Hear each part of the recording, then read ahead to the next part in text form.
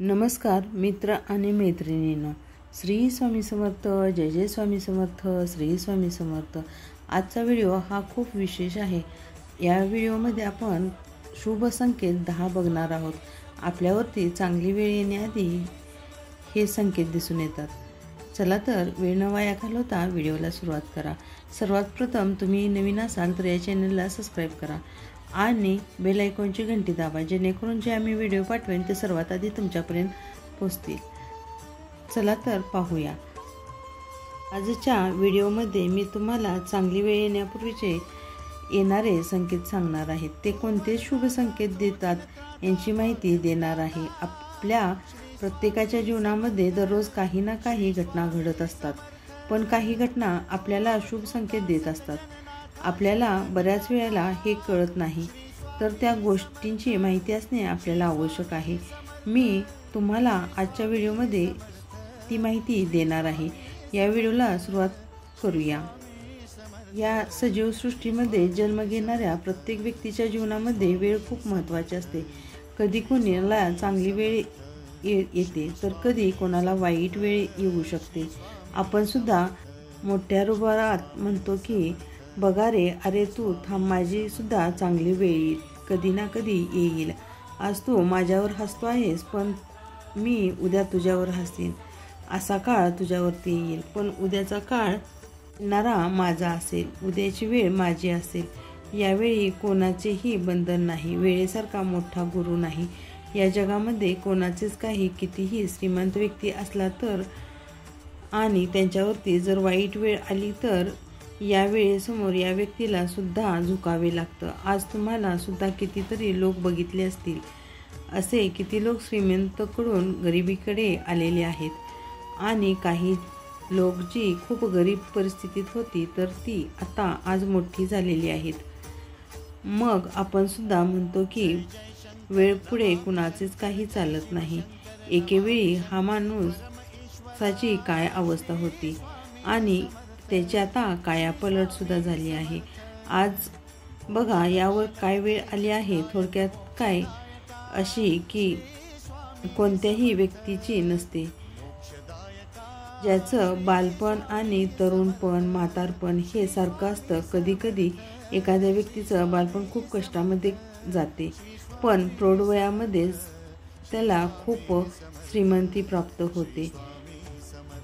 काही व्यक्तींच्या बाबतीत असं होतं की त्यांनी ही गोष्ट मागितली की त्याला लगेच मिळते, पण कधी कधी या व्यक्तीच्या बाबतीत असं सुद्धा होतं की काही काळानंतर उतार काळ सुरू होतो आणि कष्ट देखील वाढले जातात। यामध्ये प्रत्येक व्यक्तीला जर काळ बालपणाचा खूप सुखाचा गेला असेल तर उतार काळ हा त्याच्या प्रौढ वयामध्ये येतो आणि काही व्यक्तींना अपमानसुद्धा सोसावा लागू शकतो। पण तेही किंचित आपण कितीतरी श्रीमंत व्यक्ती बघतो, त्याचं बालपण खूप कष्टामध्ये दुःखामध्ये गेलेलं असतं। म्हणजेच काय तर थोडक्यात कधी कोणाला सुख तर कधी दुःख पचवावं लागणार आहे। प्रकृती तुम्हाला नेहमी काही ना काही संकेत देत असते, ज्याद्वारे तुम्हाला जीवनामध्ये येणाऱ्या चांगल्या वाईट घटना मिळत असतात। तर त्या कोणत्या गोष्टी आहेत त्यांचे आपण काळजीपूर्वक लक्ष देणे आवश्यक आहे आणि अशा इशाऱ्यांना समजून घ्यायचं आहे की तुम्हाला येणारी वेळ कशी येणार आहे, की तुम्हाला हे संकेत मिळणारे कसे आहेत। तुमची वाईट वेळ येणार असेल तर कोणते संकेत असतात, चांगली वेळ येणार असेल तर कोणते संकेत असतात आणि तुमचा चांगला काळ सुरू होणार आहे। तर या बाबतीत सगळा पहिला शुभ संकेत म्हणजे जेव्हा तुम्ही देवाजवळ दिवा लावत असता, मग त्या सकाळी किंवा संध्याकाळी लावा, पण या दिव्याच्या वातीमध्ये फूल तयार झालं की समजून जायचं की दिव्यामध्ये जर अशी खून तयार झाली तर तुम्ही समजून जा की जी काही वाईट वेळ होती ती संपणार आहे। तुम्हाला देवाजवळ जी काही प्रार्थना करणार आहे आणि तुमच्या ज्या काही इच्छा आहेत देवाजवळ दररोज तुम्ही मागत आहात त्या आता पूर्ण होण्याची वेळ आलेली आहे। तुमची प्रार्थना देवाजवळ पोचली आहे आणि म्हणूनच या दिव्यामध्ये फुल बनण्याचे कारण आहे। प्रत्येकजण दररोज देवाजवळ दिवा लावत असतो, पण तुम्ही सुद्धा दररोज देवाजवळ दिवा लावत असाल तर दररोज दिव्यामध्ये अशी खून तयार होते का आपण लक्ष द्यायचं आहे। असं काही कालांतराने होऊ शकते, तेव्हा दिव्यामध्ये फूल बनत आहे. दररोज कुणाच्याही दिव्यामध्ये फूल बनत नाही, हे लक्षात घ्या. आणि जेव्हा असे दिव्यामध्ये फूल बनते तेव्हा समजून जायचं आहे की तुम्ही देवाकडे जी इच्छा मागितली आहे ती आता तुमची प्रार्थना मनोभावे पूर्ण होणार आहे. तुम्हाला देवाजवळ करत होता ते आता पूर्ण होणार आहे. त्यानंतर दुसरा संकेत असा आहे की म्हणजे कधी ना कधी आपण सकाळी उठलो की आपल्याला खूप फ्रेश आणि उत्साही वाटतं. आपल्याला अचानक आनंद असल्यासारखं वाटतं. बघा, दररोज आपल्याला असं वाटतं की उठल्या उठल्या आपल्याला फ्रेश व्हायचं आहे. कधी कधी आपल्याला अंथरुणामधून उठूसुद्धा वाटत नाही, पण कधी कधी तुम्हाला उठेल तेव्हा फ्रेश वाटतं, उत्साही वाटतं. असं अचानक तुमच्या चेहऱ्यावरती एक वेगळ्या प्रकारची चमक येते. अशा प्रकारे उत्साह जर तुम्हाला दिसत असेल तर समजून जा की तुमची आत्ता वेळ चांगली येणार आहे. तुम्ही जे काम करत आहात, हातामध्ये घेतलेले काम आता पूर्ण होणार आहे. त्या कामामध्ये तुम्हाला सफलता येणार आहे. जर हा एक शुभ संकेतच आहे असे समजून जा. त्यानंतर तिसरा संकेत असा आहे की जेव्हा तुम्ही एखाद्या मंदिरात जाता किंवा मग एखाद्या देवाच्या चरणी तुम्हाला नारळ वाढवता असता, म्हणजेच नारळ फोडत असताना तेव्हा नारळ जर पावला तर नारळ जर आतून खराब निघाला तर बऱ्याचशाच वेळा नाराज होतात. पण बरीचशीच माणसे नाराज न होता या पाठीमागचे कारण जाणून घ्यायचे आहे. कारण असे आहे की माझी काहीतरी इच्छा पूर्ण मागितलेली आहे ती आता पूर्ण होणार आहे. त्या दिशेने वाटचाल होणार आहे. या आशेने मी देवाजवळ नारळ फोडत होतो, पण आता नारळ खराब झाला म्हणून आपण नाराज व्हायचे नाही.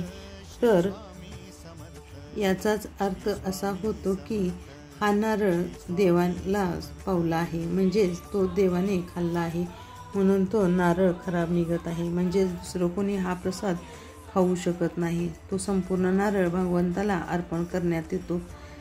सोबतच याचा अर्थ दुसरा असा होतो की तुमची इच्छा जी आहे, मनोकामना आहे, ती लवकर पूर्ण होणार आहे. देवाची पूजा करताना तुमची जी इच्छा तुम्ही मागितली असेल ती आता येणाऱ्या काळामध्ये नक्कीच पूर्ण होणार आहे. जर नारळ खराब निघाला तर तुम्ही दुःखी होऊ नका. उलट आनंद माना की भगवंत आपल्यावरती प्रसन्न झालेले आहेत व त्यावेळी तुम्ही तुमच्या मनात जी इच्छा मागणार आहात ती इच्छा लवकर पूर्ण होणार आहे.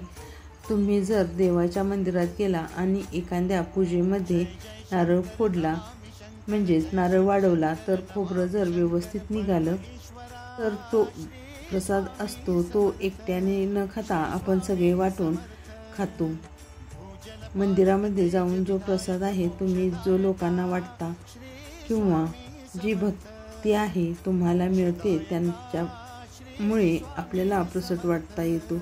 पण जर नारळ खराब निघाला तर आपण तो कोणालाही देत नाही. हा एक शुभ संकेतच आहे. नंतर पुढे शुभ संकेत असा आहे की जेव्हा तुम्ही सकाळी उठता तेव्हा काही वेळास कामानिमित्त किंवा कशाच्या निमित्त बाहेर जाताना पडताना कोणी जर घराची सफाई कर्मचारी व्यक्ती दिसली तर हा शुभ संकेत आहे. एखादी व्यक्ती तुम्हाला झाडू मारताना दिसली तर सुद्धा हा खूपच शुभ संकेत मानला जातो. तुमची अडलेली जी कामे आहेत ती आता पूर्ण होणार आहेत. त्या पाठीमागचे शुभ संकेत आपण जाणून घ्यायचे आहेत. त्यानंतरचा शुभ संकेत असा आहे की जेव्हा एखादी स्त्री डोक्यावरून पाणी वाहते घेताना दिसते किंवा भरलेली घागर घेऊन जाताना दिसते, तुम्ही समजून जायचं आहे की तुमच्या आयुष्यामध्ये आता धनलाभ होणार आहे. तुम्हाला कोणत्या ना कोणत्या मार्गाने आता पैसा मिळणार आहे. तर पाण्याची अशी भरलेली घागर दिसली तर मोठे शुभ संकेत मानले जातात. यानंतर पुढचा शुभ संकेत म्हणजे बऱ्याच वेळा आपण आपल्या स्वयंपाकघरामध्ये चुलीवरती किंवा गॅसवरती दूध गरम करायला ठेवतो, चुलीवर ठेवतो असाल तर आपण त्यालाच जाळ मुद्दाम कमी करून ठेवतो की दूध उतू जाऊ नये व चांगलं तापलं जावं. गॅसची फ्लेमसुद्धा आपण कमीच ठेवतो आणि गॅस कमी केला तरीसुद्धा दूध एकदम उतू जातं. हा एक शुभ संकेतच आहे. आपल्याला टेन्शनमध्ये येतो की आता दूध उतू गेलं आहे, खराब झालं आहे की गॅसवरती गेला आहे, मग हा कसला संकेत आहे? पण हा एक शुभ संकेत आहे. तर थोडक्यात काय, तुम्हाला भविष्यामध्ये एकदम चांगल्या गोष्टी तुमच्या घडणार आहेत आणि चांगले संकेत देखील मिळणार आहेत, शुभ घटना घडणार आहेत. तुम्ही बऱ्याच वेळा बघत असाल की जेव्हा की आपल्या घरी वास्तुशांती असते तेव्हा चुलीवर किंवा गॅसवरती जे पंडित लोक असतात ते आपल्याला दूध उतू घालवण्यासाठी लावतात. तर दूध जेव्हा उतू जातं तेव्हा माता लक्ष्मीचे आगमन होते व घरामध्ये भरभराट देखील होते, घरामध्ये बरकत येते. असं म्हटलं जातं की यामुळे घरामध्ये कधीही दूध चुकूनही उतू घालवू नये. जर नाराज होऊन गेलं तर नाराजही होऊ नये, हे तुमच्यासाठी शुभ संकेत आहे. आपण दूध हे चुकून उतू घालवायचं नाही. मग तुम्ही सकाळी लवकर उठता, सवय लावता की उठल्याबरोबर तुम्ही मोबाईल वगैरे काहीच न हात लावता तुम्ही तुमच्या दोन्ही तळहात एकमेकांना घेऊन तळहाताकडे पाहून प्रातःकाल प्रार्थना म्हणायची आहे. कराग्रे वसते लक्ष्मीची प्रार्थना म्हणायची आहे. ही प्रार्थना दररोज तुम्ही म्हणण्याची सवय लावायची आहे. तुम्हाला कधीच काही कमी पडणार नाही, कोणत्या कामामध्ये अडचण देखील येणार नाही. तुम्हाला प्रत्येक कामामध्ये यश हवे असेल तर ही सवय नसेल तर तुम्ही आवर्जून लावायला हवे. बरोबर मोबाईल म्हणा, तुम्हासनी ही जर प्रार्थना येत नसेल तर तुम्ही मोबाईलवरती सुद्धा लावू शकता. आणि कोणतीही गोष्ट हातामध्ये न घेता अंथरुणावर तुम्ही उठून बसायचे आहे. फक्त आयुष्यातले 2 मिनिटे तुम्हाला दररोज म्हणायचे आहे. सकाळचे 2 मिनिटे आणि प्रार्थना म्हणायची आहे. नंतरही तुम्हाला हवी ती कामे करू शकता. बघा तुम्हाला किती फरक पडत आहे. तुमच्या कामामध्ये मला यश प्राप्ती होणार आहे. हा सुद्धा एक शुभ संकेतच आहे.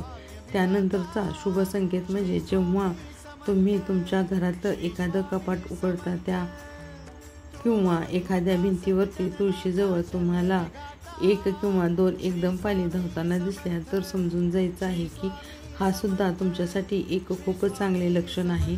हा तुमच्यासाठी खूपच चांगला संकेत आहे. जेव्हा तुम्हाला अशा 2 पाली तुमच्या समोरून चालताना किंवा धावताना दिसतील भिंतीवरून किंवा तुळशीवरून, जर तुम्हाला घरामध्ये माता लक्ष्मीचे आगमन होणार आहे. या पाठीमागचे कारण सुद्धा होऊ शकते, तुम्हाला धनलाभ सुद्धा होऊ शकतो.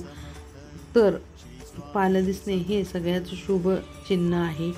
यानंतरचा पुढचा शुभ संकेत म्हणजे तुम्ही घराबाहेर कशासाठी पडत आहात आणि तुम्हाला एखादी पूर्ण शृंगार केलेली स्त्री जर दिसली तर हे सुद्धा एक शुभ संकेत मानले जाते. कारण देवीला शृंगार करणं खूप आवडतं. आणि जर तुम्हाला एखादी स्त्री कशिकांत नटलेली म्हणजेच खूप छान सजलेली दिसली तर सुद्धा हे साक्षात देवीचे दर्शन मानले जाते. हा एक शुभ संकेत असू शकतो. यानंतर पुढचा संकेत असा आहे की तुमच्या घरातील स्त्री नेहमी आनंदी असते. घरातील पुरुष किंवा इतर कोणतीही व्यक्ती स्त्रीचा कोणताच कारणावरून दुखवत नाही, वाईट साई बोलत नाही. ज्या कारणातील पुरुष किंवा सगळीच व्यक्ती स्त्रियांशी नेहमी चांगली वर्तणूक ठेवतात किंवा त्यांना आनंदी ठेवण्याचा प्रयत्न करतात, त्यांना योग्य ते आदर देतात, अशा वेळी हा तुमच्यासाठी सगळ्यात शुभ संकेत मानला गेला आहे. कारण घरची स्त्री ही देवीचे स्वरूप असते. स्त्रीमध्ये आपण देवी लक्ष्मीचे स्वरूप बघत असतो तेव्हा सरस्वतीचे रूपसुद्धा बघतो किंवा सगळ्या देवींचे स्वरूपसुद्धा बघत असतो. आपण आपल्या घरातील स्त्रीला आनंदी बघतो त्यावेळी घरामध्ये लक्ष्मीचे सुद्धा आगमन होत आहे. ज्या घरामध्ये स्त्री नेहमीचा आदर केला जातो, त्यांच्यावरती प्रेम करतात, तर हा प्रत्येक घरासाठी असणारा शुभ संकेत आहे. तुम्ही जर तुमच्या घरातल्या स्त्रियांना आनंदी ठेवलं तर त्यांना कोणत्याही कारणावरून दुखवलं नाही तर तुम्ही प्रत्येक कामामध्ये यशस्वी होणार आहात. तुम्हाला कोणत्याही कामामध्ये अडचण येणार नाही. कारण कुठल्याही स्त्रीला घरातील सदस्याकडून एवढी अपेक्षा असते की तिच्याशी सगळ्यांनी प्रेमाने वागावं, तिच्याशी आदराने बोलावं, तिला कारण नसताना उगीच अपमानित करू नये. कधी तिच्याकडून काही चूक झाली तर तिला प्रेमाने समजावं एवढी अपेक्षा घरातील स्त्रीची नक्कीच असते. एवढं जर सगळं असेल तर स्त्रीला नक्कीच आनंदी राहण्यास भाग पडत असते आणि ती नेहमी हसत खेळत बागडत राहते आणि घरामध्ये देखील आनंदाचे वातावरण राहते. घरातील स्त्री नेहमी हसत खेळत राहिली तर तिचा खळखळून हसणारा चेहरा घरामध्ये घुमत असतो आणि घरामध्ये माता लक्ष्मी वास करत असते. हा तुमच्यासाठी सगळ्यात मोठा जिवंत असा शुभ संकेत आहे. त्यामुळे घरातील स्त्रीचा आदर करायला शिका, मानसन्मान द्यायला शिका आणि सगळ्यात महत्त्वाची गोष्ट म्हणजे स्त्रीचा अपमान कधीही करू नये. कारण आजकालच्या स्त्रिया दुसऱ्यांच्या स्त्रियांना शत्रू मानलेले आहे. एक स्त्रीला दुसऱ्या स्त्रीचं यश बघवत नाही. त्यामुळे घरातील स्त्रियांनी एकमेकाशी नेहमी आदराने प्रेमाने राहायचं आहे. घरामध्ये कोणतेही वादविवाद करायचे नाही तर हा संकेत एक शुभ संकेत ठरू शकतो. आता आपण एक महत्त्वाचा संकेतबद्दल तुम्हाला जाणून घेणार आहात. तो संकेत म्हणजेच बऱ्याच वेळा आपल्याकडून मुलगी झाली की नाराज होतात. याला फक्त असं म्हटलं जातं की आम्हाला मुलगी काय मुलगा काय दोन्ही सारखंच. पण जेव्हा आपल्याकडे एखाद्याला पहिल्यांदा बाळ होणार असते तेव्हा लोक, बरीचशीच म्हातारी माणसं किंवा बऱ्याचशाच बायका असे सुद्धा म्हणतात, अरे पहिल्यांदा मुलगा झाला की टेन्शन नाही, राहणारच नाही, मुलगीचं काय कोणी एवढा विचार करत नाही, मुलगी लग्न झाली की दुसऱ्याच्या घरी जाते. यामुळे असा विचार करतात की तुम्हाला घरी जर पहिल्यांदा मुलगी झाली तर हा तर एक तुमच्यासाठी शुभ संकेतच असतो. तुमच्या घरी साक्षात महालक्ष्मीचे आगमन झाले आहे. पहिली बेटी धनाची बेटी असते असेही म्हटलेले आहे. काही चुकीचं नाही. जेव्हा घरामध्ये एखाद्याला पहिले अपत्य होते, मुलगी होते, तर त्याचबरोबर तुमच्या घरामध्ये बरकत राहते, धनसंपदा येते, घरामध्ये सर्व प्रश्न सुटतात. तर मित्रांनो, हे होते 10 संकेत. हा व्हिडिओ तुम्हाला कसा वाटला कमेंटमध्ये नक्कीच सांगा आणि कमेंटमध्ये श्री स्वामी समर्थ लिहायला विसरू नका. हा व्हिडिओ जास्तीत जास्त लोकांपर्यंत शेअर करा जेणेकरून त्यांनाही छान माहिती ऐकायला मिळेल. आणि तुम्ही या चॅनलवरती नवीन असाल तर सबस्क्राईब करा, बेल आयकॉनची घंटी दाबा जेणेकरून जे व्हिडिओ पाठवेन ते सर्वात आधी तुमच्यापर्यंत पोहोचतील. हा संपूर्ण व्हिडिओ ऐकल्याबद्दल मनापासून धन्यवाद.